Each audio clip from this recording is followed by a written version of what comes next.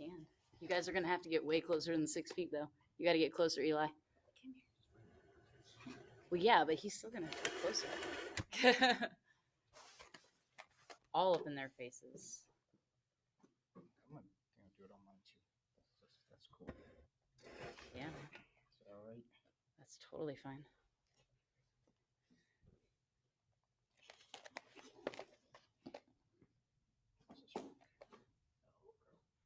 Oh, we got friends.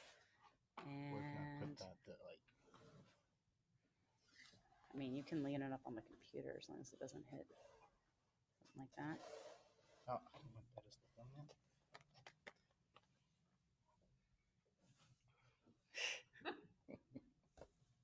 Perfect.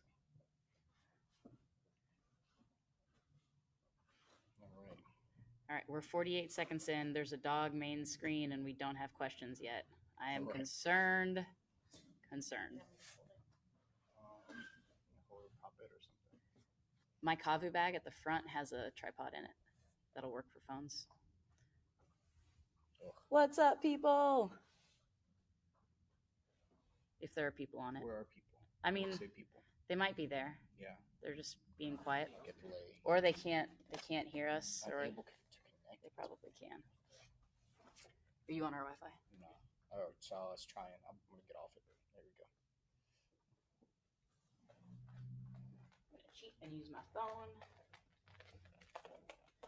Technology Central. Right. If you are here, say hello. We got 25 people watching and 0 comments. There we go. Thanks, Grant. There's a people. There's at least a people. We got 1 people.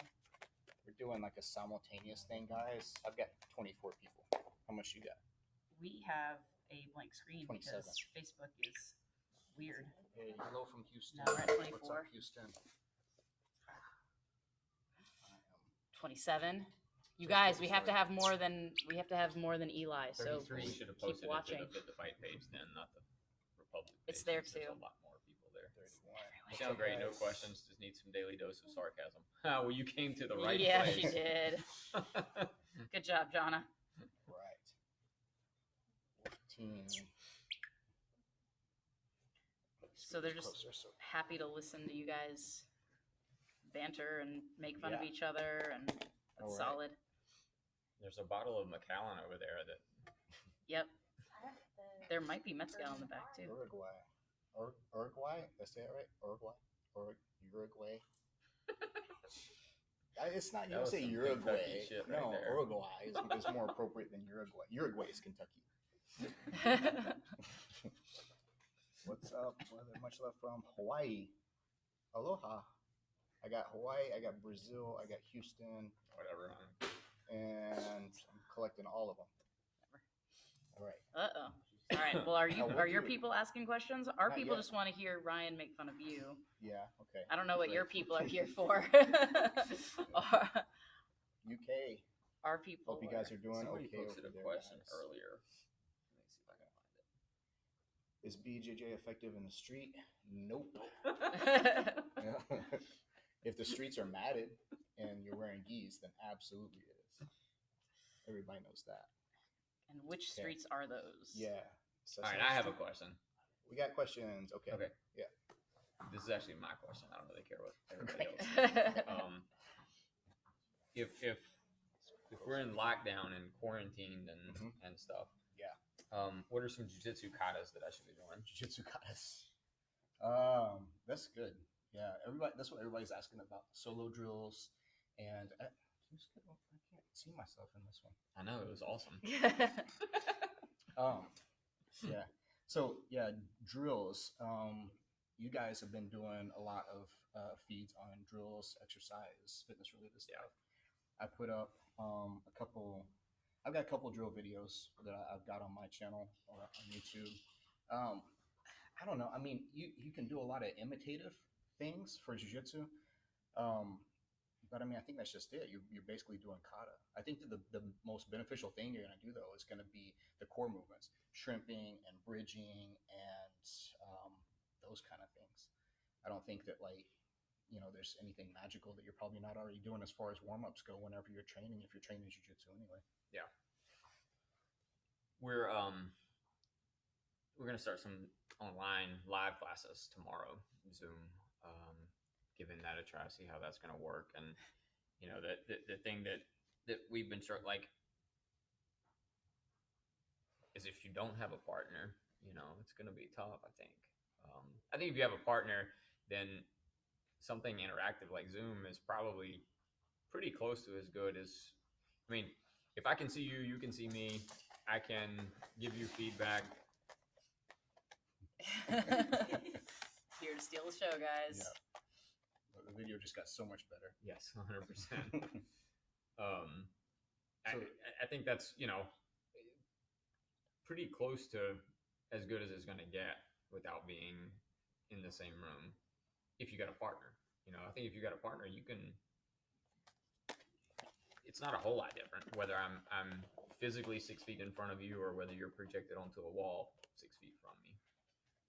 But I think without a partner, it's a little rough, a little tough. Even with like kickboxing, I mean, yeah, we can do combos and things like that, but again, it's like kata. I mean, it really is. It's shadow boxing. Shadow boxing, yeah. Yeah, and I mean that's basically. I got that. John Danaher put out a solo drills video that got a lot of attraction behind it because it's Danaher, and that's basically kind of what he recommended. I mean, he showed just basic stuff. There's nothing fancy about it, nothing special, but it's just imitative of the movements that you're gonna normally otherwise do. Now, I think when you deal with something like if you're talking in the gi, then you have a few more options. Yeah. Because there's more stuff you can do with the gi, and you can work on grip training stuff. You can attach that gi to just about anything. You can put that on any kind of cable device you have for workout equipment. You can put it on kettlebells or weights or whatever, and you can work on grip training. Because I mentioned this on a live feed I did the other day with grips. So much of the time, grip strength is one component of it, and that's an extremely important component of it. But I think getting that initial grip attachment is an important component that is often overlooked, because just like reaching out and snatching a grip is a lot harder than you might think that it is. So doing that and just working on your reflexes and dexterity with that aspect of it is really important. Hold on a second. What is BJJ best mixed with from your experience? Fit to fight. Fit to fight. Yeah. Urban. Yeah. So BJJ, I don't know if you're talking about. What is BJJ? I don't know. I don't even know what BJJ is anymore, because it's got an identity crisis these days. Most of the time when people say BJJ, I think they picture like IBJJF competition in the gi. And that's, I don't know. I mean, I think it's a very limited factor. So, I mean, they picture ground fighting. That's essentially what you're picturing, sportive ground fighting. But BJJ, I mean, it came from Brazilian Jiu-Jitsu, is the Gracie family Jiu-Jitsu, and that was kind of the evolution of it to what we know by today's standards. But I mean, it's submission grappling. So when you're talking about that, and if you want to like incorporate it into like a mixed martial arts setting, then you're going to mix in wrestling components. You're going to mix in boxing and kickboxing. You're going to mix in a lot of different stuff that all blends together in a nice hybrid thing. And the main thing is just knowing how to switch different modes to the right range of the fight, right? I had something about cardio. You guys would know better about that than I would, maybe. There's a BJJ person asking about cardio. Yeah. They're on the wrong feed. Tell them to jump over to our screen. Yeah. So, recommendations to improve cardio. For what? Probably some kind of fighting context. So like grappling. For me, and I don't want to get too in the weeds or nerdy or anything, but like anaerobic versus aerobic for I think fighting. There's very little pacing in a fight. Now if we're talking jiu-jitsu and we're doing some flow rolls and we're kind of just going through motions and flowing, maybe if we're doing 5-5s or something like that. But in a fight, I think it's short bursts, so more like Tabata interval kind of stuff, where it's high intensity for short periods of time and then even shorter rest work. I mean, outside of that, cardio is. I remember talking to Ross Enamate a few years back, and if you've never seen any of Ross's stuff, you go to rossboxing.com. His conditioning work, strength work is phenomenal. And he he said, you want a good workout and you want to improve your overall fitness, go outside, run as far as you can, as fast as you can, and then rest and then do it again, and then rest and then do it again. It's not sexy and it doesn't get YouTube views or whatever, but I mean, if the goal is just to increase my overall fitness level, I do what I can as hard and as fast as I can for as long as I can. And again, it's you're not going to get big Instagram follows or anything like that doing that kind of work, but I need to be able to fight for as long as I have to fight, as hard as I can fight. I don't know what, if we're talking about, self-defense. It sounds awful, Grant, you're right. And Jenny, you're also right. Raw Cinemate is awesome. But it's, I don't get to say, okay, well, fight's going to be 15 seconds. I don't know. It could be 5 minutes. It could be 10 minutes. If it's 5 minutes, it's going to feel like a day and a half, probably, and I think just talking about fitness, conditioning, strength in general, I don't think you can be fit enough or strong enough or fast enough or any of those things. I don't think anybody's ever gotten in a fight and thought, I was just in too good a shape. I was just too strong, or I was just too fast, or what, like that's never been a thing. So to me, like cardio, I don't know that there's a lot of correlation with cardio to fighting, for just overall health and well-being for sure. But man, cardio is not fun to train at all. I think there's a lot of emotional toughness that comes with training cardio. We have a member here that will literally run like marathons on a treadmill. The emotional toughness that takes, or just the complete insanity that takes, is just it's beyond my ability to fathom. Like I can't even begin. If I'm 3 minutes into a treadmill, I'm already thinking about 8 million other things that I want to be doing or could be doing or should be doing. So that's the thing. I feel like too that's why functional training is a lot sexier, because it's functional to what you're doing. So I mean, if you're putting this in a fighting context, you're putting this in a kickboxing or a grappling context, then looking at the kind of drills and how you can modify those drills to be high intensity interval training segments of, if I'm looking to do something that is going to be conditioning, and because cardio can kind of take on different forms, kind of like Ryan's talking about. It's like, like those, you're going to need those in spikes and in variables, because the pace of the fight, whatever that fight, its complexion is, whether it's more of a self-defense or street fight context, or MMA, or just a straight tournament style grappling, whatever, you're going to need to be explosive when you need to be explosive, and you're going to need to be able to like conserve your energy stores whenever you need to conserve them. So it's like, I think cardio is more here, whereas fighting has those peaks and valleys you're talking about. That I'm going all out for a few seconds, and then maybe I'm conserving or whatever. I don't know. Especially in like an MMA fight where I know I've got 5-minute rounds, so I can train for a 5-minute round.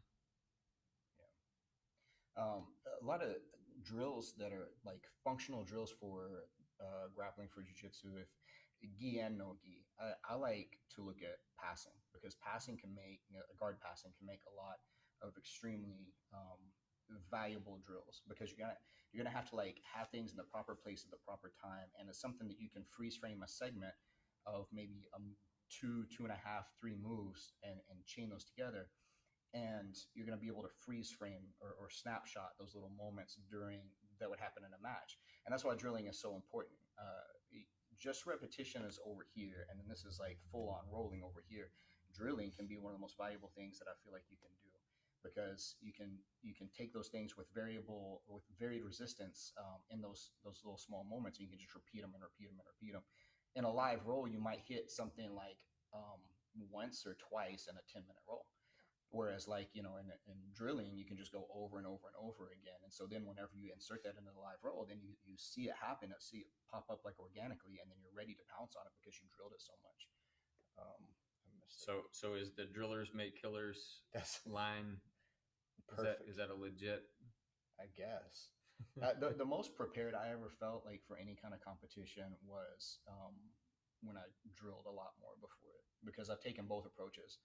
And I mean, you get people that are, I mean, it depends on the person too, right? I mean, some people they don't have to drill very much. They can. Sorry, what did you say? God, yeah. If I say this again, I get to get whacked with it. I think that's what. Yeah, just for punishment. So wait, For taking people's lines. yeah, I said.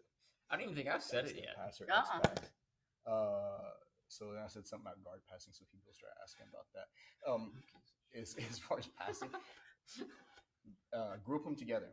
Group them together like this: knee cut passing, X passing, or tornado passing, whatever, and then leg drag passing. We need to speak then up. long step and back step passing. I'm very loud. Our external mic is down for some reason, so we will speak up. Thanks for that note. Volume is a touch low. All right, so guard passing, blah blah. Do whatever. you guys need something me about to guard talk? passing. Yeah. Oh, that's in Spanish. Sylvia. Yes, Sylvia, help. Natalia, somebody. Let's see. I had a couple questions back here. I love BJJ for resistance training for BJJ. Resistance training for BJJ. What's that like? So, okay. Sorry, I have to look at my phone every once in a while. We were talking about someone was asking about resistance training for BJJ or for jiu-jitsu kind of training.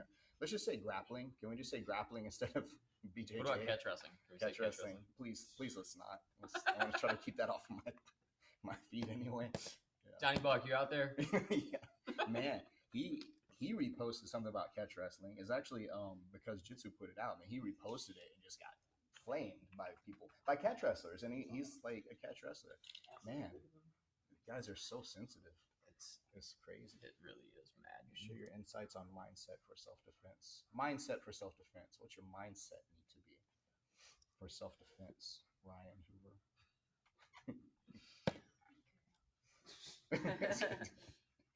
Oh, yeah.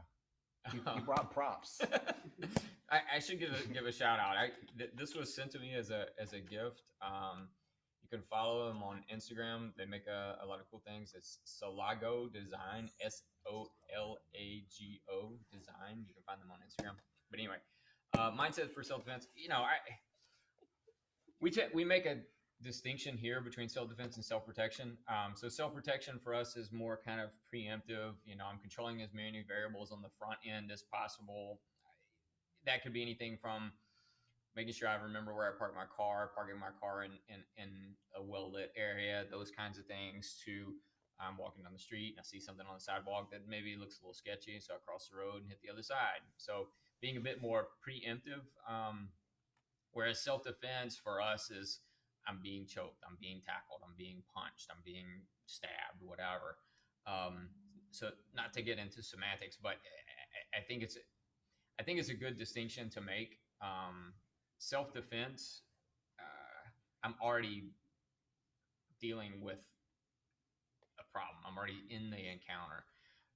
And, you know, our general mindset there is, well, you have to be able to fight. And if I'm not committed to fighting, if I'm not committed to that action, then I'm probably not going to come out on top. I'm probably not going to prevail. I think sometimes maybe mindset's a little bit overdone in our industry. You know, I see people and hear people say, well, mindset's everything. Well, no. Being 6'2", 245 is a lot. You know, like I don't that guy's mindset, you know, it could be he's the biggest teddy bear in the world, but he's still 6'2", 245. So, and I could have the most killer mindset on the planet, and he's still 6'2", 245. So I think mindset goes a long way, and it'll help me to understand context. I think mindset is important in terms of me knowing what my assets and liabilities are, knowing what my limitations might be, knowing that I shouldn't allow my ego to put me in a situation I shouldn't be in, and then keep me in that situation. Well, and there's another component of mindset too, because I think that that's such a generic phrase. It's a good soundbite. Mindset is everything. I make a good T-shirt, but I think that in addition to that, with mindset too, it makes me think of when you see somebody get rocked in a fight, and then instinctively just latch onto somebody in a clinch, or instinctively go after a takedown when they're like semi-conscious. You know, I mean, like who was it? Kevin. Shoot, who was it last UFC? The one they did in London with no fans in the arena. Yeah, I actually missed that one. Yeah, and well, anyway, like Kevin Lee, yeah, he got like basically choked out. He tapped late. He was like semi-conscious and went after the referee whenever he started to come to. Oh, again. I did see that. But I mean, that's sort of a mindset thing, even though it's kind of an unconscious, like, or it's deep subconscious kind of thing, because you're trained to that high of a level. So yeah, there's a lot of components to what goes into mindset. You know. I saw something interesting. Stop. Question about Khabib Nurmagomedov submissions. What do I think about his submissions? Is that when he pins a dude down and just yeah, like turns pins him their into arm an behind Ole their spot back? on the ground? Yeah, I mean, I guess like bombs to the face are submissions. I mean, you're beating somebody into submission. That's a submission, right? Yeah. I like to say that because it's another good soundbite is that everything on the ground is position, transition, or submission, right? So even if it's not like an armbar or a choke, it can be submissions if you're grounding and pounding somebody, I suppose. Yeah, I mean, he's definitely playing the position game, right? Like, I mean, he gets good topside and good control, and especially when he can mobilize legs and hips and whatnot. And, yeah, his wrestling's ridiculous, man. I was watching some video of him going with it was like this top ranked like state champion wrestler. Like it was a high school wrestler, but I mean still it's a ridiculously high level wrestler. And so I was like, this is going to be interesting just see like from a very technical standpoint, and it was. There were some very technical transitions and exchanges. That was really cool to watch. Burton Fry, what got Ryan involved in the martial arts, defensive tactics? How did you develop your teaching style and philosophy? Discussing realism, emotion, self-defense. What got me involved? I don't know. I guess it was like a lot of people, something I always wanted to do. You know, I was into Bruce Lee movies and whatever, but I didn't really start until later in life. It wasn't like a lot of folks in the industry where they started as a kid. I didn't have that. It wasn't something that was available or opportune or whatever. But as somebody that's always been on the smaller side of things, you know, I learned early on that I needed to be able to fight and talk and run fast, and I developed a bit of all of those. I was better at some than others. And so once I got the opportunity to kind of train, I did some traditional martial arts like a lot of folks do, and I did jiu-jitsu. Actually, I've trained in jiu-jitsu longer than I've trained in anything else. I don't say that often, but I've trained in jiu-jitsu over 20 years now. Not well. I'm not good at it. I do 3 things really well, and it works for 95% of the population, and I'm good with that. So, but I do like 500 things not very well. But it looks good. Yeah, hey, that's all that matters, I guess. So anyway, I at some point I decided that what I was doing didn't look like the fights that I had been in and the fights that I had seen. So I went looking for other things, and that kind of took me to Krav Maga for a while. And then I found limitations in the way that Krav Maga was trained and presented, and that just kind of drove me to other things. In terms of my teaching philosophy, I give a lot of credit for my teaching philosophy to Bobby Tabata. And I didn't actually know it until much later in life. I didn't know how much I learned about how to teach from Bobby until I was away from Bobby for 5 or 6 years. And when I went back and started training with Bobby a little bit, being around Bobby, watching Bobby teach again, I had this kind of awakening that I was like, wow, I had no idea that he had impacted me in that way. So I'm not comparing myself to Bobby. Bobby's a tremendous instructor, but I learned a lot from Bobby about how to, not only how to teach, but how to create a system, how to create a pedagogy that worked for a lot of people, getting them from kind of point A to point B in a relatively short amount of time. There was a question over here I wanted to address because I did a little live feed on Instagram the other day because it was something I've had a lot of conversations with people. Ryan is a facility owner, multiple like facility owner, and you guys have affiliations and brick and mortar things to consider. I don't. I teach out of one, obviously, but I don't own the place, and so the thing that I was addressing the other day, and this was a question the other over here, was what should academy, gym, facility owners,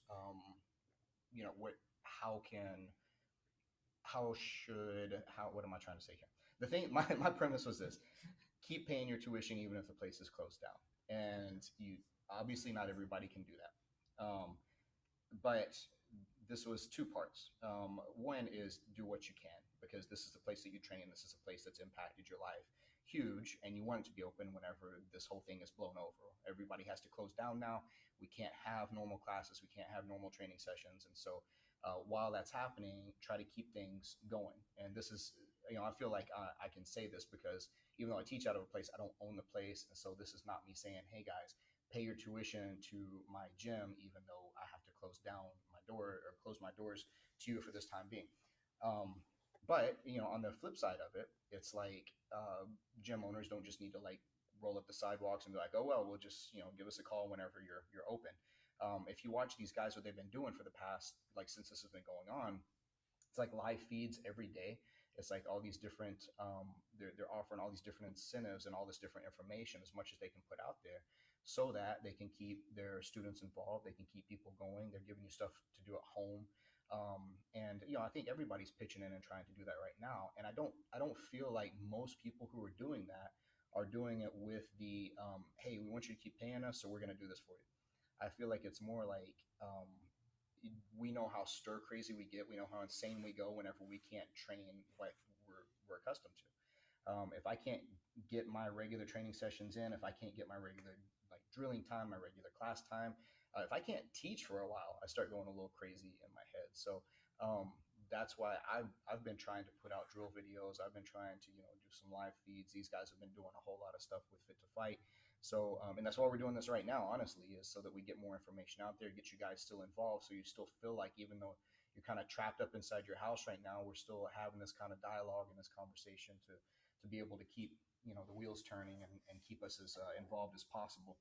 You guys have to consider this from a different perspective than I do, so I don't know if you guys have any other kind of thoughts on it while I pet this beautiful dog.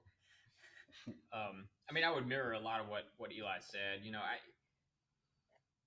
I think uncertainty is scary to people, and it's scary to us. Like we don't know. We have no idea. We're doing the best we can to get out as much information as we can. I mean, we've done things like Eli said, we've done live feeds every day. We've put out workouts via text information every day. We've done multiple skill building videos every day. Starting tomorrow, we're going to go live with interactive classes. We opened up our centers to allow people to come borrow gear. Like if you wanted to come get a pair of focus meds, if you wanted to come get a kick shield, if you wanted to come get tire pads or tombstone pads or whatever, we opened that up for people to come borrow those things. So while we're not able to operate, hopefully people can join us at home and get some work in. I do think that if you own a training center, if you are this is how you make your living, this is how you make your livelihood, then you should be putting in the effort to try to keep people engaged and try to keep people busy. And we talk about fitness all the time, but there's a huge part of emotional and I think mental fitness that goes along with doing what we do and giving people just some sense of normalcy too. Like I'm going nuts not being able to teach every day. Like it's super weird and I don't like it. And we've gotten messages from lots of people, lots of support, but also people that are like, man, I don't, I, this is crazy. I really miss being at the gym. I really miss being, in class, whatever. So I think anything that we can do as center owners and as instructors to keep people engaged and to give people that sense of normalcy is important. Because it's like you said, it's not enough just to say, well, just keep paying your bills and we'll be back soon. Well, we didn't leave. Like, we're still here. I mean, we've been front and center and out as much as possible, I think. And starting tomorrow, there would be even more. But I also understand, look, if you don't have a job and you can't pay the tuition, then you can't pay the tuition. I mean, that, you can't expect people to keep you going if they can't keep going. So yeah, and in times like this too, you really have to have kind of a gut check about your priorities as well. I mean, when because this is the other thing, anybody who's been in this kind of like industry for a long time has seen people that if they're paying tuition or they're paying for private lessons or group classes or whatever, and you have conversations with people, it's like, man, I really want to do that. I really want to train. I really want to do this kind of thing or that kind of thing if I could just afford it. And in some cases, it's legitimate. People can't. A lot of times it's not, though. A lot of times it's like the same person who's saying, I can't afford to do this thing, is the same person going out and spending hundreds of dollars a month on things that are very bad for the person. That if they supplanted this one thing for that one thing financially, then they could afford to do this. So, so I'm not saying that applies to everybody. Obviously, it doesn't, but it is something to really think about. Have a gut check with yourself and think about it. I've seen some really amazing things come from this time period. We were looking on a website for a local coffee place, and their customers, their regulars, have been donating through like virtual tips. Like they have to be closed down. They're not even coming to this place, and they've gotten thousands of dollars in tips because they know that everybody is kind of having a hard time right now with this. So I mean, the sense of generosity and the sense of kind of like charity and everything at this in times like this is really good to see, even though it's an unfortunate thing that it has to be like this anyway. So let's try to get some martial arts related stuff back here. I think drilling Ryan on has a few is there another one over here? Drilling on a dummy at home helpful or detrimental? I worry it'll reinforce bad habits and there's no coach there to correct. That's a good point. It can. If you're going to drill something like static, if you're going to use like a grappling dummy, just like if you're going to hit a heavy bag or if you're going to work any kind of like solo, any kind of conditioning, anything, do the stuff that you have good technical form, that you know you have good technical form for, so you're drilling and reinforcing good behaviors, I would say. Any advice on how to like avoid drilling some kind of bad habits? I think maybe if you video yourself, like if you're not going to have the opportunity to be coached for some period of time, I think a lot of times, like I do it, especially if I'm fatigued, if I'm tired, my hands may start to drop, or I may get lazy hips or whatever. So if you video yourself, you can go back and watch it and see those things to kind of self-correct a little bit. Obviously, it's not the same as having somebody with more experience watching you, but everybody has sat off to the sidelines and watched somebody roll or watch somebody hit a heavy bag and been able to pick up on the way things are supposed to look. So I think if you're going to do some solo drilling, and if you don't have other outlets right now, you should be figuring out ways to do solo drilling. I mean, that's just the way it is. You should get stronger. I don't care if you don't have weights or you don't have a gym that you can go to or whatever. You can do body weight exercises all day, every day, like and get strong doing it. Yeah, look at dudes in prison. And there's obviously not everybody's in shape, but you see some jacked guys walking around prison. Is not because they have the most state-of-the-art facilities to work out in. No, it's true. So I think if you video yourself and go back and watch that, you'll probably pick up on some things that you don't pick up on in the moment, as a way to help. It's the best time in history to have like what we have. I mean, everybody has a camera on their phone that films in high definition for the most part. And so, I mean, if you're concerned about, I don't know if I'm drilling this bad behavior. I don't know if I'm messing this technically up. Look at a video of somebody that has really good form and has really good technique, and then video yourself next to it and compare yourself. Or if you have communication with your coach, then no, I don't speak Russian. I'm sorry. I'm down to learn though. But compare them back and forth. Or if you have good open communication with a coach or with coaches, then see if you can hit them up and say, hey, am I screwing this drill up before I do it 1,000 more times? What do I think of Krav Maga? That's a perfect question for me. Surely that wasn't for Ryan. I don't know. He might have a worse opinion of it than I do, though. I've only answered that question about 7 million times. Yeah. What do I think of Krav Maga? Here's what I think. Krav Maga at its worst is bad Cliff's Notes of MMA. And then at its best, and this is from what I've seen, I've got very little exposure, so my opinion doesn't mean anything as far as Krav Maga goes. But there's some fantastic things that I've seen from very reputable sources of Krav Maga that I think are amazing. Especially as again though, like with weapons defense and stuff, you see some Krav Maga instructors that are like I've seen some very realistic, very good stuff, and I've seen some other stuff that I'm like, oh, that's that's scary, that's awful. I think though, like most people that I know, I'll say it this way: most people I know that started with Krav, that the longer they're in it, it starts looking more like MMA training. They start to flesh out. They start out with like a smattering. It's like, we're going to take this little segment, this little segment, this little segment. And it's like the longer you're in it though, it's like anybody else that starts out cross training. You start out cross training as a smattering of all these different arts. And if you stay with it long enough, you're gonna start to really flesh out those individual areas. And yeah, so let's see. I don't speak that either. There's a lot of self-defense programs out there, in my opinion, but a lot of response on being overly aggressive. I get you need to take over the initiative, but I'm talking about playing violence that some programs show. How do you guys feel about that from a legal perspective?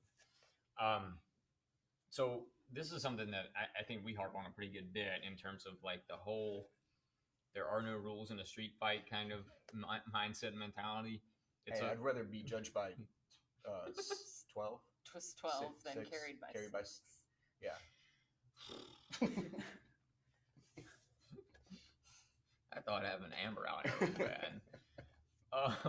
He's no, it's ridiculous. Like there's so many rules, it's not even funny. Like again, that good t-shirts, good sound bites, tough guy language, whatever. I think you can understand the rules, understand the law, and still be able to defend yourself adequately. And so these programs that rely heavily on just being overly aggressive, I'm not saying it won't work. It might, but it'll probably end up getting you in big time trouble. Well, you hit on something earlier about preemption. Yeah. So the difference, you were discussing the difference between self-defense and self-protection. Yeah. And some of the training mindset differences between that being preemption versus like late worst case scenario. And and so to tie that in with like the Krav Maga thing earlier, I think that one of the biggest faults on either side of the equation is for someone to train something that deals with like the worst of the worst case scenarios. That's like, you're so late that it's unrealistic for you to even think about getting out of that situation. Like your hands are bound, you're on your belly, and there's a gun to the back of your head, and now escape so you can get your 4th degree black belt. So, or the thing is like, well, I'm just not going to let the fight get to this range. So both of those are flawed methodologies. And that doesn't discount the need for learning preemptive things. The preemptive is better than worst case. If you can end it quickly, if you can avoid the situation altogether, that's great. And also having an answer though for if you get into very deep waters, so that you don't just have to completely give up. But things can be taken to the extreme on either side of the equation, right? And so I think that's the thing that people need to be honest with themselves about whenever they are training any kind of what they consider self-defense or self-protection. And a lot of times people aren't honest about it because the cool techniques, it might be cool to learn. It would be cool to learn a disarm Like for if I've got my hands zip tied behind my back and I've got a bag over my head and I'm in the trunk of a car with a gun to my head. I can show you that later. Sweet. Stay tuned. Not the escape, just put you in Yeah. it. Okay. I did see a really cool video the other day where the guy kicked someone and then threw him into the back of his own hatchback. Yeah, And that was where the technique ended. I may have seen that same Yeah. video. I want to see the continuation because I want to see if Where the you guy got- drives off with his car. yeah, you did. It's because it was. I mean, if it were a trunk, it was still a ridiculous video. But like, if it were if it was his trunk and he closed it, okay. But it was a hatchback, and the guy wasn't unconscious. I mean, he got kicked in the leg or something, and then he threw him. I don't know. Yep. It was All right. pretty fantastic. I'll send you guys a link if you want to see it. How is Ferg's wrestling? I'm guessing you're talking about Tony Ferguson. His wrestling is ridiculous. It's off the charts. Like like that's the thing that people are talking about. Well, what's Tony gonna do with Khabib's wrestling? It's like, man, Tony, like is a like world class wrestler. He's such an unorthodox fighter that people look at him for his odd unorthodox striking, and he throws on these Darce chokes from like nowhere, and he plays rubber guard and all this crazy stuff. But man, his wrestling could very well be on par with Khabib's. That's why that's gonna. If that Dana White is sweating so much right now trying to make that fight happen, man. Yeah, because nobody's gonna have anything else to do. Oh man. So if he can get that thing on, Oh my God, that's gonna easily even if it's just Khabib and Tony at the performance center all by themselves, I think that fight's gonna happen. And I agree. I've struggled to understand why people sleep on Ferguson's wrestling. I don't get it. Yeah. Oh, well, I think that's just it though, because it's like he's got such a weird style, and he doesn't look like an orthodox kind of wrestler. Who do I think is going to win that fight? I think Tony Ferguson's going to win that fight. So, I'll let you handle that one. oh goodness, I'm going to read this before I read it out loud.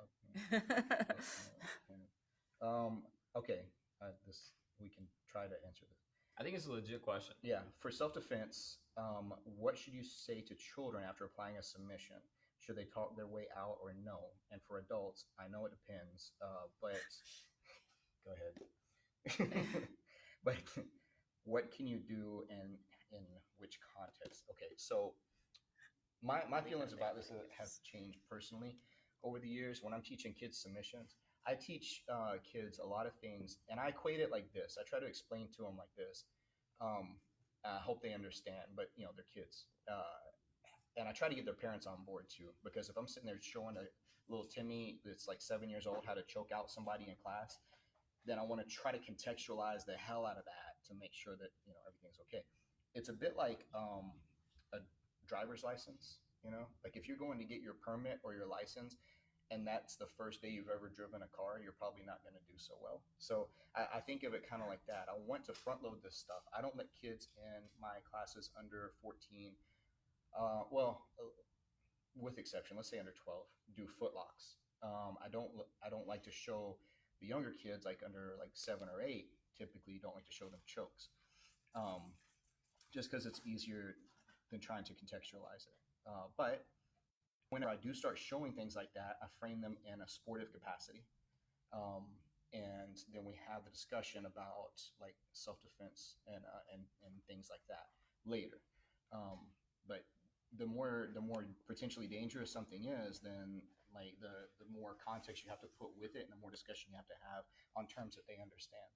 How do you guys feel about that? I don't know what you guys do exactly with your classes. Same.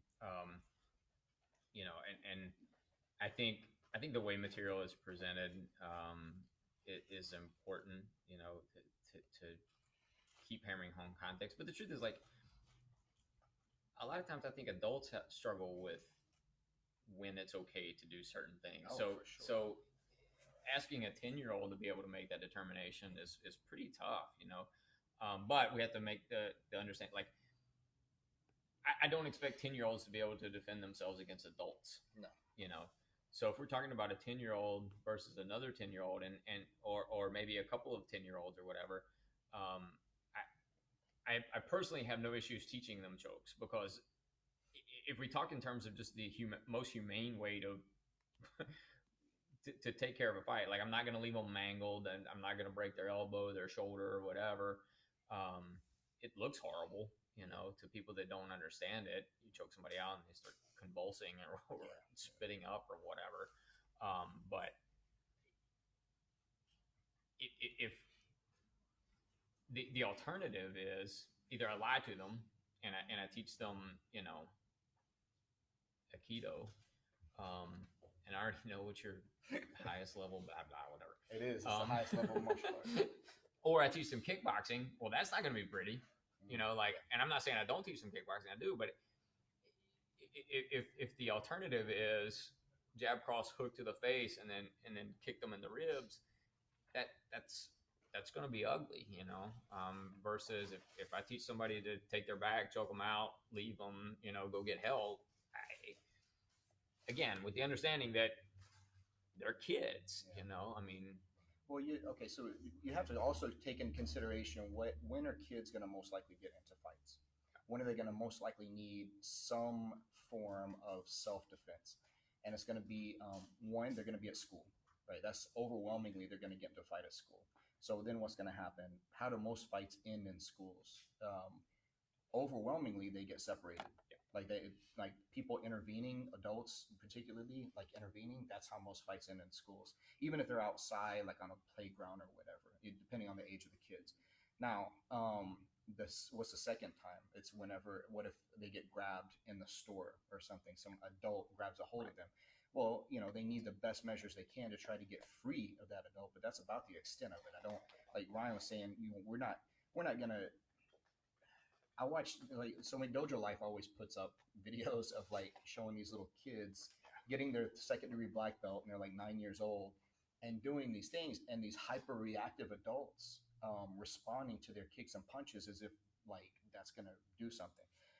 There's not gonna be an 8-year-old like Ernie Reyes Jr., like Surf Ninja style, like punching and kicking a full-grown man who's trying to grab and take them away. Now, there are things they can do to get themselves free, for sure, like leverage-based techniques that could potentially get them free. But, so the context is built in a lot of these cases. What's your opinion on schools? Charging for patches, $50 a set, mandatory to wear, $50 belt test, freeze membership during COVID-19, closed down, keep paying out of royalty. Thanks. I think it's several parts to that question. Well, I have heard of schools that, and again, this is why I'm glad I don't own my own brick and mortar facility, so take this with a grain of salt, of schools that were saying, you can freeze your account and we'll start you back up when this passes. Okay. And, that's a great option for certain people. You can continue paying and we'll offer you these incentives, or continue paying like a reduced rate during this thing, and we'll offer these incentives. Or other ones that have said like, okay, well, if you cancel your account, then you can start back up, but you're going to have to pay all the startup fees if there are startup fees associated with that. It's all the school owner's prerogative. That's all their prerogative. You got to take that up with them. Ethically, I'm not going to touch any of that personally. I mean, my personal opinion is with full disclosure that I'm obviously completely biased. I think if you can afford to, continuing to pay, if it's a month or two, and if it's going to put you out in any way, talk to your center owner and say, well, what if we freeze time versus payments? So in other words, maybe you're not going to get April or May or whatever, but that can get tacked on to the end of your term or whatever. That way, because these center owners, they're still going to have to pay rent. They're still going to have to pay utilities. They're still going to have to pay insurance. They're still going to have to pay all these things. Staff. I'm working right now to figure out how to keep staff. I mean, it's tough. I mean, it's not, obviously it's not just this industry. I mean, in our area, restaurants are shut down. There's a lot of industry that's going to be affected. So there's a down the line trickle effect that, you know, at some point everybody's going to have to make decisions that make the most sense for themselves. But I do think, you know, if the $100 a month or the 70 or 120 or whatever that you're paying a month is not going to hugely affect you, and you believe that your center owner is really doing the best that they can to keep you involved and engaged. They didn't just, you know, throw up a Facebook post and be like, okay, see you whenever we're cut loose again. Yeah. Then you know, I think it's a good thing to try to keep those folks up and running and moving. Speaking of watching video, what are some fights, matches to watch and learn from? Man, as far as fights, it depends on like the what are you talking about? Kickboxing? You talking about MMA? You talking about like straight like submission grappling? Sakuraba versus Gracie's. Yeah. Man, yeah. I don't think everyone heard that. I think Something about Sakuraba versus the Gracies. but a lot of those old fights, as far as like the early UFCs and early Pride and early Vale Tudo and those things, I think that I want to make it mandatory at where I train for it. You have to watch the Gracies in action, old VHS tapes. Those and a lot of those old challenge matches, and then, you know, parlaying those into the UFC and into the Pride days, because there was really watching the journey of what people thought worked in fights from martial arts to what actually did work, and then people throwing out too much of the baby with the bathwater, and then having to relearn, well, this will actually work too. That I would take an evolutionary stance on watching a lot of those old videos. And I said that jokingly, but I mean, watch Hoist versus Saku. You talk about two dudes going at it for 90 minutes. Yeah. An hour and a half fight. Yep. Come on, man. That was nuts. Yeah. Nobody lost that fight. Come on, let's be real. So I think, again, depends on, because we can say, I mean, fights, that's a pretty generic kind of term, but I personally love Pride, Pancrase. Watching those guys, it's just incredible to me, and to see the evolution. Some of those guys, I think you drop them in today's world, would still probably do okay in their prime. Yeah, I think a prime Boss Rutan dropped into the, I guess he'd be light heavyweight. Yes. Or heavyweight. Today's UFC, I think he's going to be okay. Yeah. He'd be all right. Yeah. Saku. Yeah, for sure. Well, Saku's still taking fights. Yeah. I'd rather that not happen. Yeah, I know.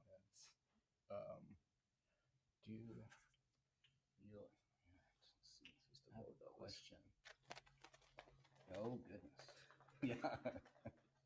Yeah. All right. Oh, I'm happy to address that. I think it's a good opportunity. Yeah. So the question was, are there plans to release more DVDs outside of a former association, on the kind of bladed catch wrestler? The edge weapon wrestler. Yeah. So the bladed grappler thing was a project that there's a couple of DVDs out on that, and I'm really proud of those. Like it was a project, and it was filmed with what was Funker Martial Arts, and then eventually Aperture, which we were both members of that group, and we did a lot of things during that time that we're proud of as far as material that we turned out. And because of the best euphemism we can use is creative differences, like that all kind of fractured a little bit, and we all decided to pursue our own endeavors and all that. The question was, are there any more plans to do any videos along the same lines of that kind of thing, particularly the bladed grappler stuff?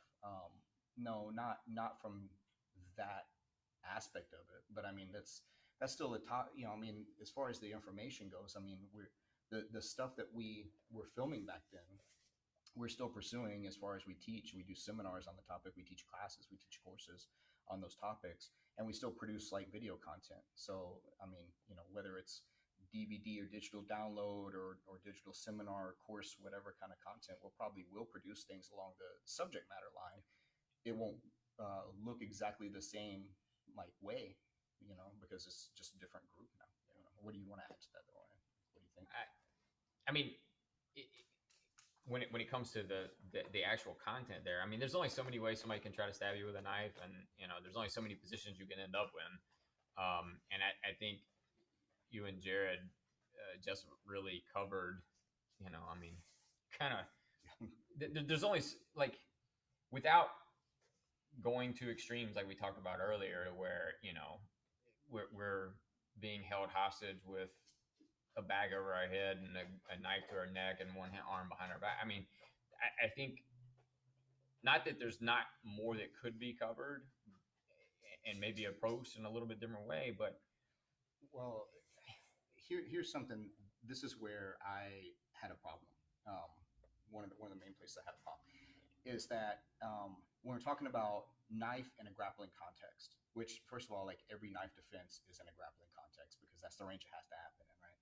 Unless you're defending against somebody throwing you a knife across the room, but like but it's grappling with somebody with a knife suicide. Yeah, it is. It's basically in a street fight. So I said whenever I was approached with the subject of, okay, what about knife in a ground grappling context? I was like, okay, I'm happy to talk about that subject because there are certain positional considerations, there are technical things that we can explore on how to best defend that we possibly could in that kind of a context. What if you're on the ground, you're wrestling, and somebody pulls a knife out in the fray or whatever? And then there as a continuation of it, whether it was just, are you just defending yourself, or are you having to stay in this and subdue somebody, and control this person even further? The thing I refused to discuss is offensive use of a knife in a ground grappling context, because unless this is you are a police officer or someone else like that's carrying a gun, and that gun is compromised somehow, and you're talking about weapon retention, and you're talking about using a knife as like a backup or something, the context has to be so specified for that not to be just straight murder. Then I just wasn't comfortable discussing that. So that's where I didn't want to talk about it. So if there is a continuation of that project and it does turn into something like how to offensively use a knife in a ground grappling context, I'm not part of it. So I'm just putting that out there. So and I mean the reality is, like, for me, whether it's empty hand or whether there's a knife or a gun or whatever, it's more about being in a position to do those things. Like, if you have good jujitsu and you have a knife on you, you don't need somebody to teach you how to do. You don't need. It's like if you can box. If you can box and you have a knife in your hand, you don't need a new set of skills. You don't need a DVD on how to do that. You want to talk about mindset? That's more mindset. That if you're willing to take a piece of steel and do that, like, you don't need somebody to teach you. What people want though? What people want though is, well, what if you slash here, and then their reaction off of that is to react this way, and then that opens up this new target where you can stab them. Yes. And then they respond by curling this direction, so now their femoral artery is open, and it's like, man, like it's absurd. It gets crazy and psychotic a little bit after a while. Yeah. I mean, if you have to, I don't know what you're wanting to like look at that. I've seen there's like, I don't want to get too specific. It's so tempting. I keep forgetting that this isn't just like a conversation.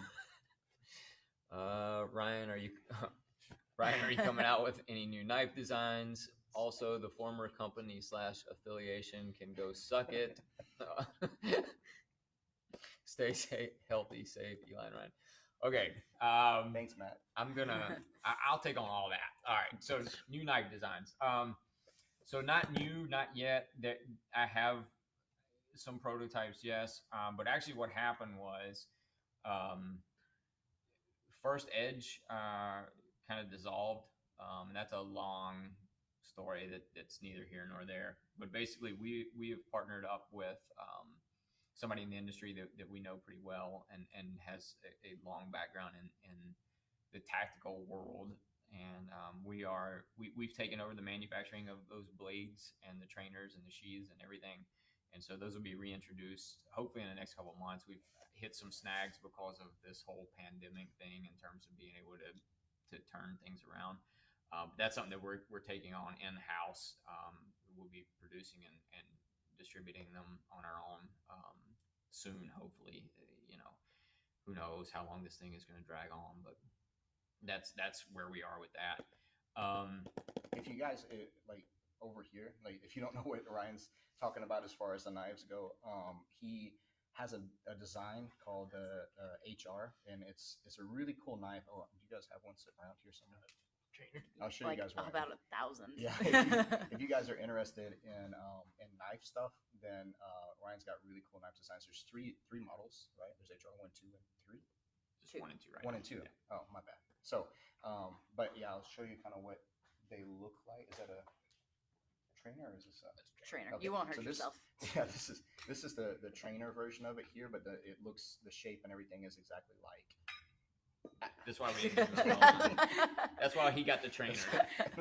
this is how it looks though, guys. So look, it's flat. So the cool thing about it is like you can still kind of palm things with it. That's what I liked about it. And yeah, it comes with the sheath like knives do. So that's the extent of my knowledge about knives. So, If you want to see the live thing, I'll show that later. Yeah. I have to wear gloves or something. So anyway, yeah, former company affiliation. Look, things happen. I mean, it's business, it's personal relationships. It's I don't regret it, because if that hadn't happened, then Eli and I wouldn't be sitting here doing this right now. So a lot of good came out of that affiliation. But at the end of the day, they chose to go in a direction that I don't think either one of us were comfortable in, from a business standpoint, from a personal standpoint, just from a presentation standpoint, all of it. So, yeah, I'll leave it at that. There are a few repeat questions. We talked about Tony and Khabib already. I think Tony's going to win that fight. You can go back and kind of listen to more of our opinion back in the video after we post it. And the other one, somebody just asked a very similar question again about, as a coach, how do we feel about kids using things to teach to protect that to a degree as well. So you can kind of go back and listen to that, so we can kind of address some other questions. But those are great questions, those guys. So I appreciate you guys asking everything you're asking. Spending $100 on toilet paper. Oh, that must be with the school owner tuition things. Yeah. That's just a statement. Since many That was a classes while are ago. Hang on, please. Since many classes are moving to online format, are you offering online only memberships? So I can just speak for us. We do start going online tomorrow. We have a ton of content out there for free, and then some to purchase as well through our Thinkific site. And then tomorrow we start with Zoom online classes. We will be offering those outside of regular memberships as well. Though right now our focus is on our current members, getting them the information that they need and they expect from us. So while that is something that we'll offer, we've spent most of our time kind of focusing on members inside of our centers. So the answer is yes, but it hasn't been our driver. Somebody asked if we're still training. Yeah. I am. I don't really. Usually what I do, I just watch some YouTube videos and then I rip those off, repurpose them, and put them on my channel. I don't really actually train. I mean, but that's what all jiu-jitsu guys do. Basically, Give it some you just do it for the gram. weird name, and I did see a question pop up on your thing a second ago about I don't remember how it was phrased, but I think it was escaping or defending 10th Planet lockdown position. Oh yeah. I'm sure you have a video out there about that somewhere. Man, I don't know if I do. I've got a half guard passing video, but I don't know if I talk about lockdown in it specifically. Here's the thing about passing lockdown. If they have a crappy lockdown, it's really easy. That sounds like, well, yeah, I need crappy positions, easy to pass. But no, even a crappy lockdown, if you get somebody who isn't familiar with it, can still be a powerful position because it's a strong entanglement on the leg, So, but there really are a couple really easy ways to unhook the lockdown for somebody who doesn't play a very active lockdown game. So yeah, I probably do have something. Well, maybe we can demonstrate that in a minute. We could take like a couple of technique videos or something, right? Like maybe address a couple of technical things. So yeah, we can do that in a minute after we're done talking. As far as the training thing, we're very fortunate. I mean, we still have access to training facilities that we don't have to like depend on somebody else to come and like open it up and have classes for us, but just because of the access that we have. I mean, Ryan owns his own centers. Like I have a key to the place where I train. I don't own the place, but I can go there whenever I want to, and I have plenty of people that are going to take me up on training that for legal purposes will say they've already had the COVID-19 test and they're fine, and we're all fine here. So, but yeah, and we clean and stuff. So Yeah. I bought a ridiculous amount of like body wipes and gear wipes and all this stuff, and then we got shut down. I mean, the thing is, like, and I've said this in a couple of different forums lately, and I can only speak to the gyms and martial arts centers that I've kind of been around. Outside of maybe medical facilities or food prep facilities, nobody sanitizes and disinfects like we do, because things like staph and MRSA and ringworm and those kinds of things are like legit concerns always. Yeah. So we're always addressing and dealing with those kinds of things. I mean, I get it. You don't know what everybody else is doing and that kind of thing, but it's frustrating, I think, on our end, because we know the amount of time and energy and effort and hell money that we put into making sure that we have clean facility, clean gear. We send out reminders about hygiene regularly to members. So that's kind of frustrating for me personally, because it's obviously this virus is novel and new and whatever, but the idea of dealing with things being passed through surfaces or air or whatever is not a new thing for us. Yeah. There's a pretty close there's not really much closer contact that a professional can have with a client outside of like prostitution. Like that's so our contact level is somewhere between massage therapist and prostitute. Is somewhere right in the air like that. Jiu-jitsu guys are weird. Yeah, but I mean, say it's wrong. It's not wrong. There's a couple of questions. What do you guys think about the sparring tournament fighting that I think are unique to karate, i.e., light, no contact point fighting, Kyokushin type, no head punching tournaments? Those are two very different things. Yes. Like, there's some karate rules that are really whack. Like as far as like just like you can tap somebody on the head lightly and then raise your hands and yell and get the point. I don't know how that works. Kyokushin's way different than that. Kyokushin Those dudes are tough. Yeah, that's a brutal style of fighting. And they can't punch to the head, but they can still kick to the head, and they can punch to the body, and they can wreck people in those tournaments. And so I think every tournament style, even with a deep level of rule set, has something to offer. It's just some have a little less to offer than others. I mean, you're going to have jiu-jitsu tournaments that are going to have like an extensive amount of rules versus some that have a lot looser rules. But I think the biggest thing is for to like and appreciate and use it for what it has of value, rather than to just completely dismiss it on well, there's too many rules and I don't like to I don't train for rules, I train for the streets. Yeah. All karate's not the same. Like, it's just not. I mean, no. I'll tell you a quick story. This is going back 8 years, maybe something like that. I was teaching a law enforcement course with a guy named Richard Griot, French guy. He was a member, retired, of basically the French version of Navy SEALs. And I'd never met the guy before. I'd heard stories about him, never met him. And it was here at this center. We were in a little bit different configuration, but I was in the office and he came inside and he was kind of touring the place or whatever. I'm sitting in the office and I hear this sound, and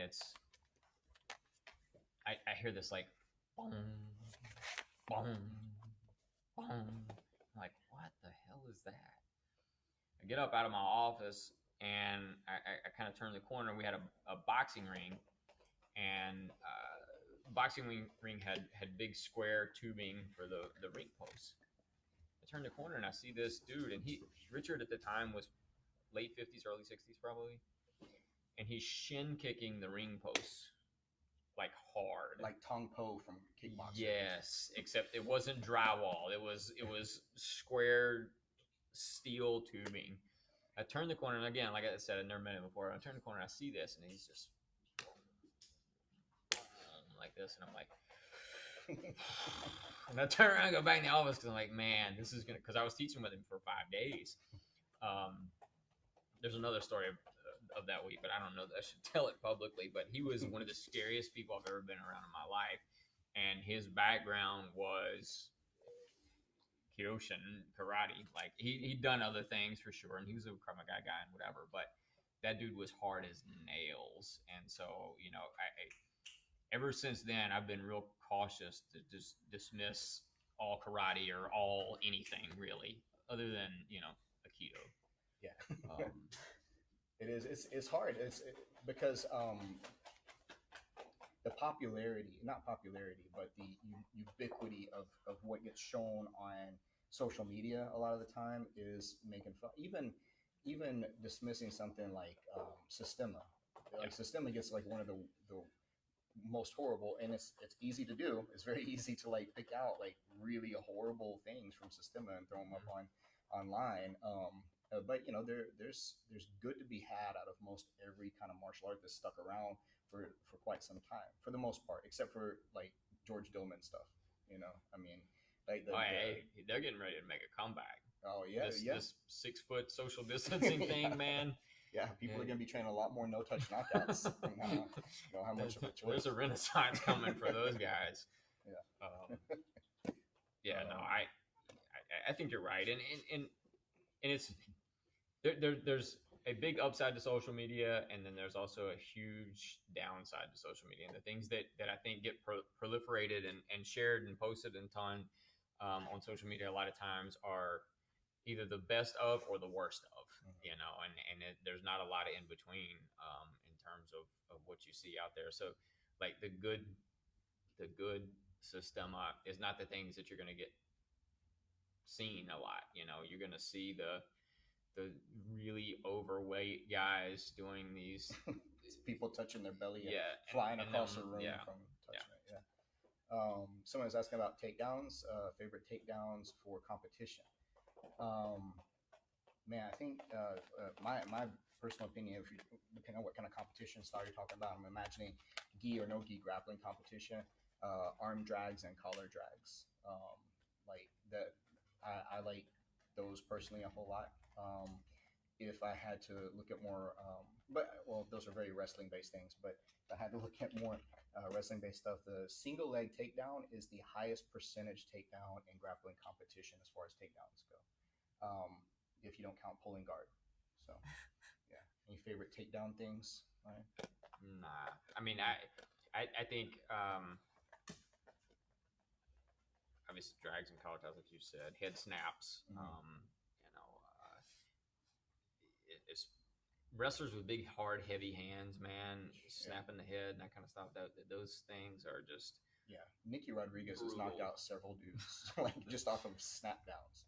They just bouncing somebody's head off of the mat. I remember the first time Eric Paulson grabbed me, I thought I might be dead. And he just grabbed my head, like he wasn't doing anything. Just So yeah, low singles I dig a good bit. Obviously there's some big risks there too, but. Yeah. But let's see, what else do we have? Karate question. Eli didn't answer this, but maybe you can help. Eli, does the hair product you use help with your top game? Like when you sweat into someone's eyes, can it blind them so you can armbar them? It's the opposite. So here's the thing: the the specially formulated hair product is actually one of the few known essential oil combinations that can actually cure COVID-19. We've done the research. The human trials are still going to take several months, but once that's out, then we'll mass produce it, and everybody can both have glamorous hair and be healthy while they train. So, Well, how can you beat that? yeah. With the paddle. All right, we'll blame Amber for that question. Why all the wrestling when you can just shoot them in the face? That's right. Zombies, that's why. Yeah. Man, I feel like we've done that one a lot, but Somebody's just trolling, like just playing, right? I was gonna say, I'm pretty sure that was Okay. Kevin. Oh, So. yeah, okay. Yeah. You never know. no, I mean there are people out there right now thinking it. Yeah, for sure. Imagine if somebody doesn't get sarcasm. They're going to have a hard time on this channel and on the site page. Man, there was something back here. It was in all caps. That's why. Yelling at us. Yeah, I guess. No, I think it was just locked. What else, guys? What else? What's all this stuff you're scrolling through? Is this just like praise for you? Or... Yeah, basically. No, because he would be reading that. Yeah.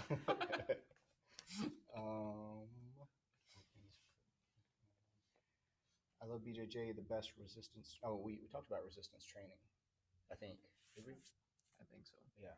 I mean, you said resistance training. I don't really know what you said after that. I don't remember either. We may have just glossed over that completely. Can't slicer for only brown belts. Tilted me hardcore. Oh, IBJJF. What? Do you think that the leg lock rules in IBJJF will ever become more lax? No, I don't. Maybe in Nogi, in Nogi world, like IBJJF rules, they might start to allow a little more lax game because we've seen those kind of adapt over the years, and the IBJJF is constantly refining different rule sets and things like that. But I don't see it ever being a thing where you're going to be able to reach the meet wearing a gi. Is Hard Ready still happening? The one with Craig Douglas. Assuming that we're not all zombies by then, and we're all still around. Hard Ready is definitely in. Craig Douglas is definitely down. That's gonna be. I mean, I say this every year, and at some point maybe it sounds like marketing, but it's not. Every year is better than the year before. This year is just crazy good. Like this one, the guest list was like set like before the last Hard Ready even happened, I think. Yeah. And whenever Ryan showed it to me, I was like, oh damn, like that's a serious lineup right there. That's it's gonna be really good. You guys already have information about that on the website? Like they can see like all the instructions. Yep, they can just go to hardready.com. Yeah.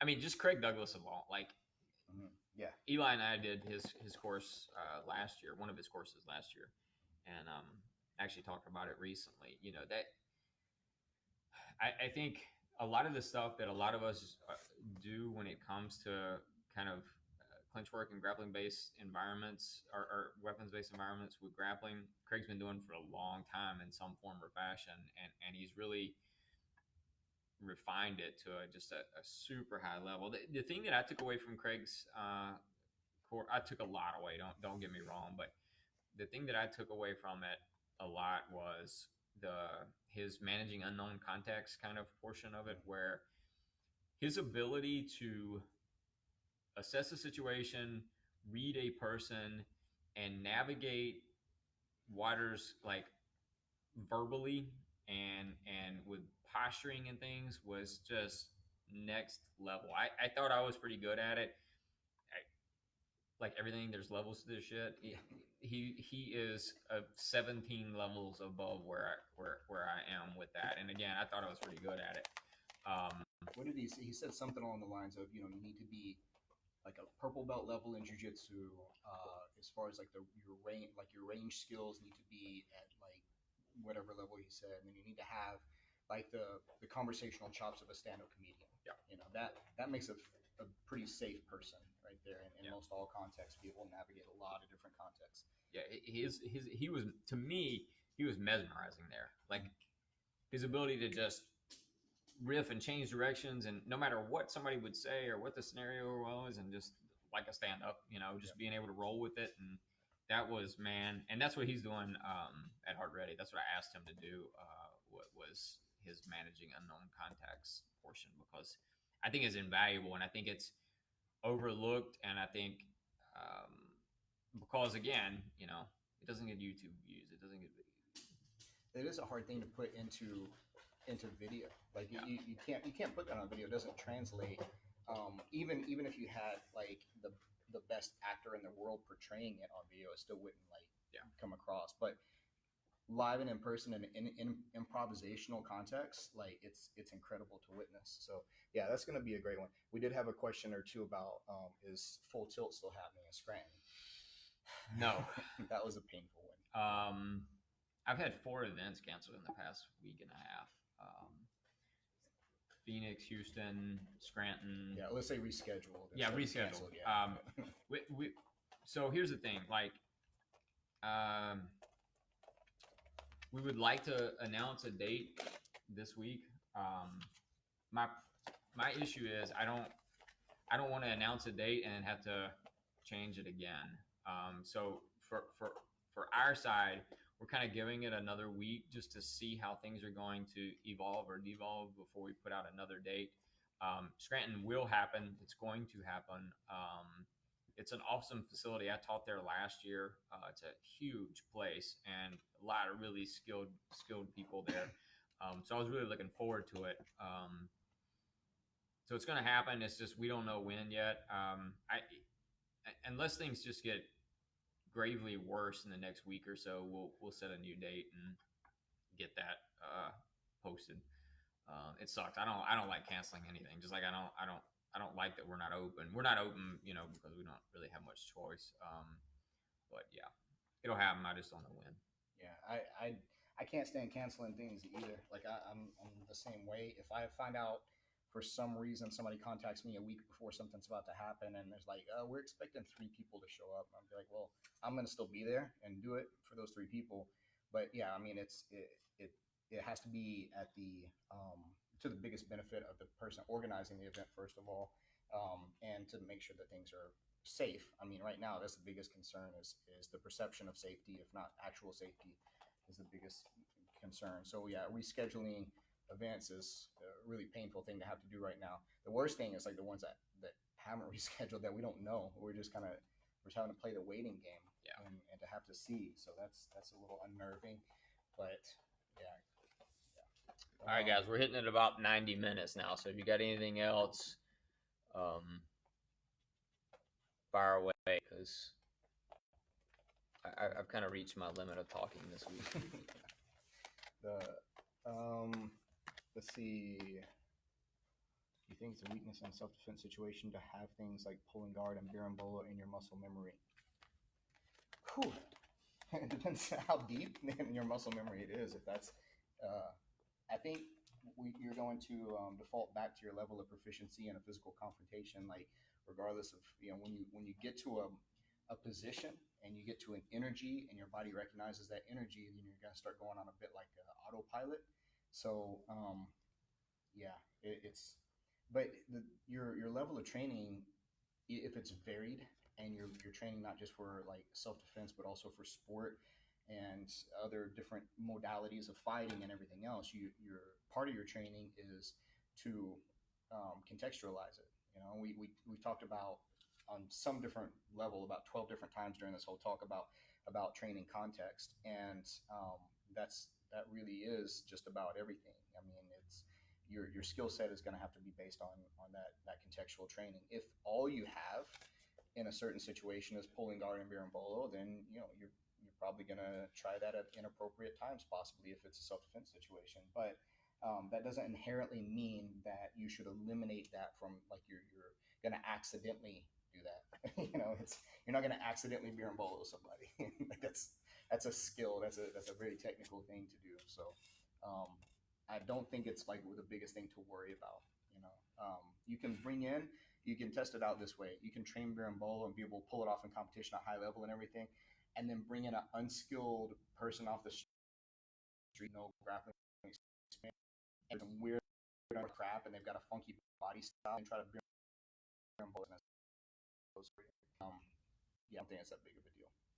Well, that's a long one. That is. Yeah. Thank you guys. Everybody in here, we appreciate you guys like tuning in and everything.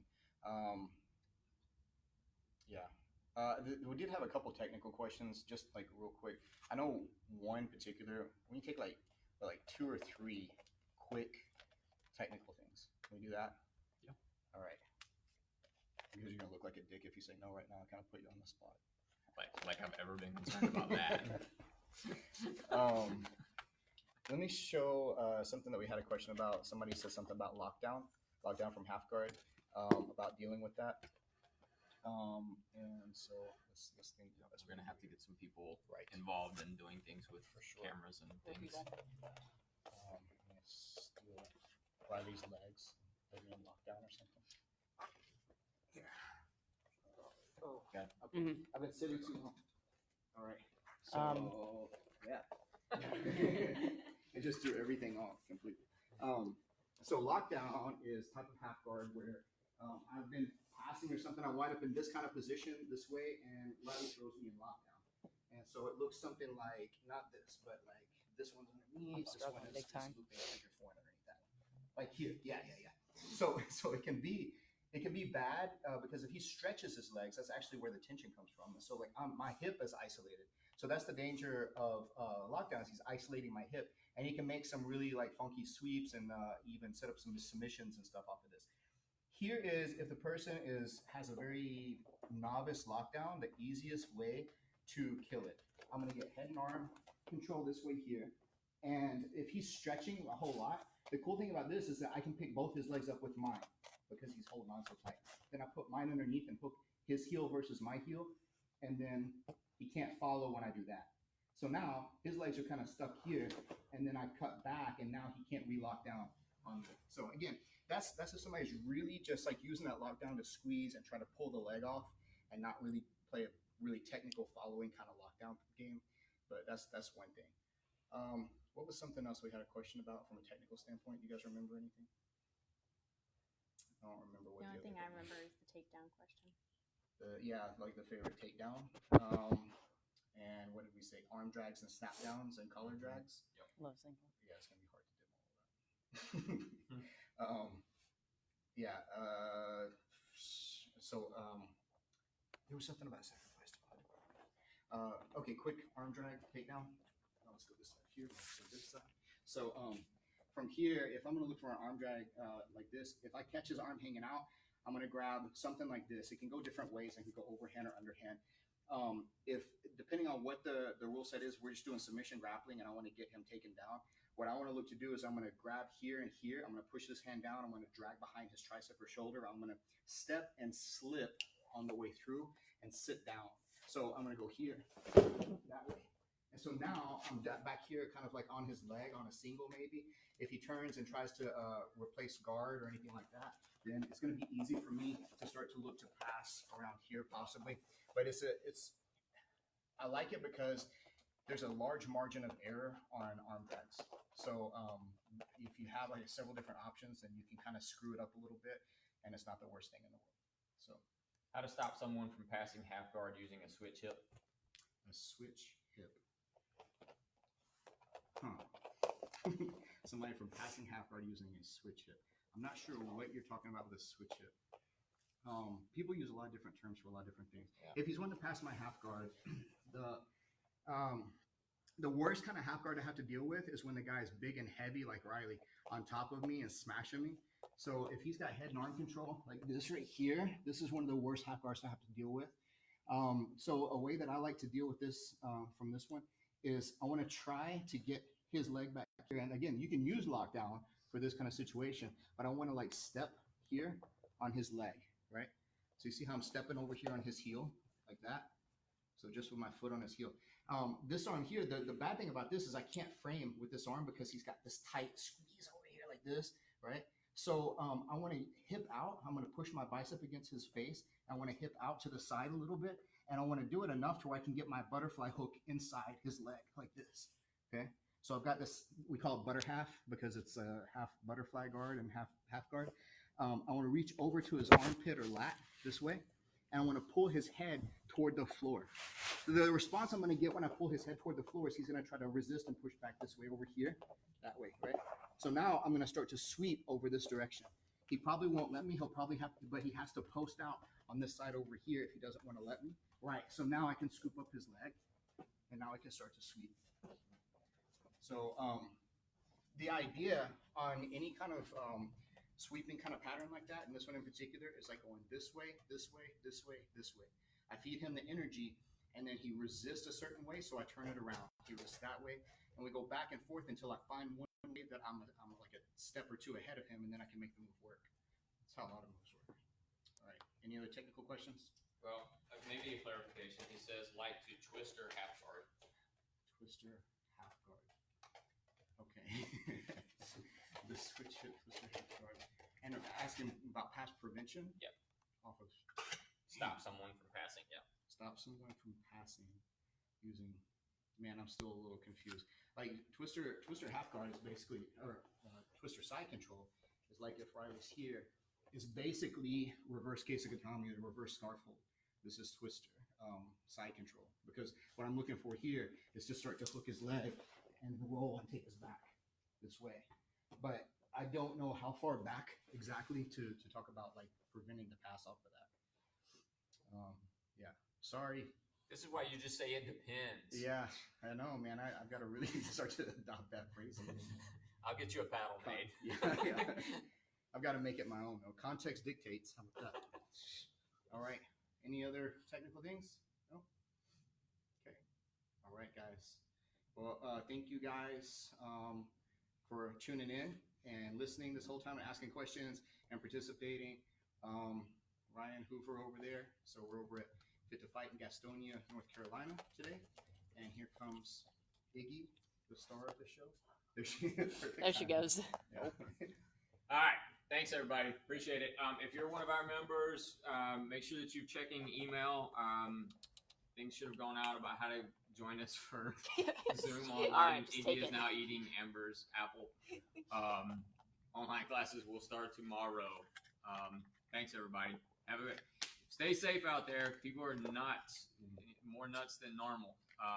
Remember, people are on edge right now, so be smart, be safe. Take care. Thanks, guys. She like all gone. Oh no, don't want to eat the seeds. Here. Here. You don't want